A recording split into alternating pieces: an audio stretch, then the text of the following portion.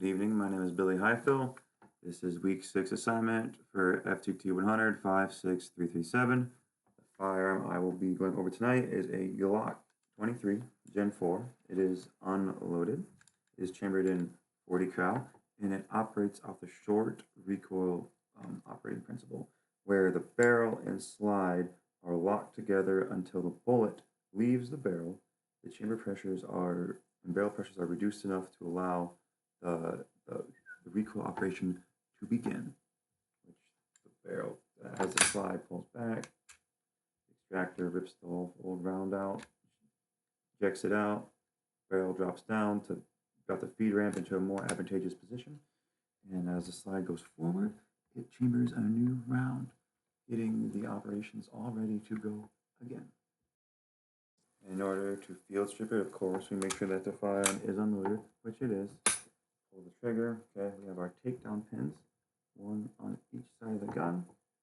We are going to pull back on the slide and pull down on the takedown pins. You'll feel the pins depress. Slide forward on the slide. The lower will be left low with the trigger group, okay, which is your trigger bar. You have your ejector right there. You have your slide release over on this side. So this whole assembly can pop out, okay? But we're going to leave this like this because we're field stripping. We're not doing a full takedown.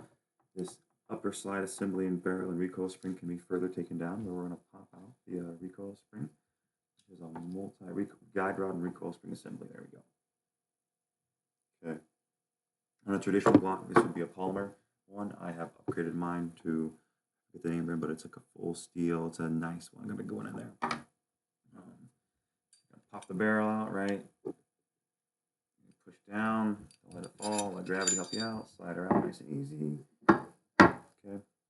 Now we have the slide with the internal firing pin, which can be taken out by, pull off your back strap here. I forget that, again, we're not field stripping. Okay? We're not doing a full takedown, right? And that would be a complete field strip. And then you would, of course, reassemble. In this firearms endeavor, right, this disassembly, I would say that I found nothing in which this assembly, I found no part to be challenging. I can actually do this completely like eyes closed, blindfolded, and I can do that with the majority, I believe, every firearm. I'll always do a function check, by the way, which is where you get the finger, you keep the trigger depressed slowly. So we're feeling to make sure everything's assembled properly, and then we get everything's working right. Feel the reset.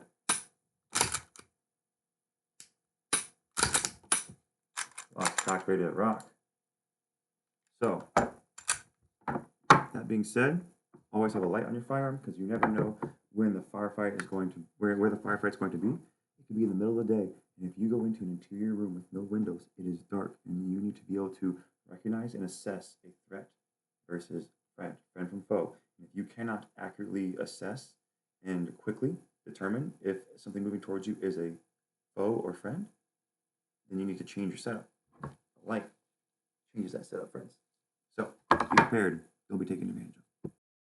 Now, if I was working on a customer's firearm, this would be a little more challenging because various firearms have different takedown procedures. So I might have to familiarize myself with a different takedown procedure, although they're pretty similar. Some of them you have like a little lever you got to depress. Some of them actually have a pin that pops out of the middle. It's a pretty traditional way. Like if you understand one, you should be able to figure out the other ones.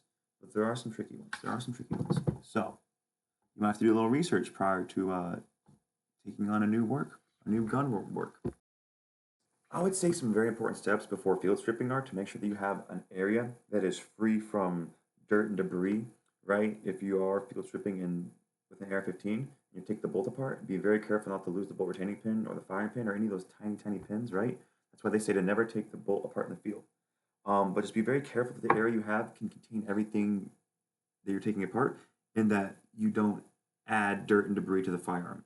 So just make sure that you have all the materials in an area that you can easily clean and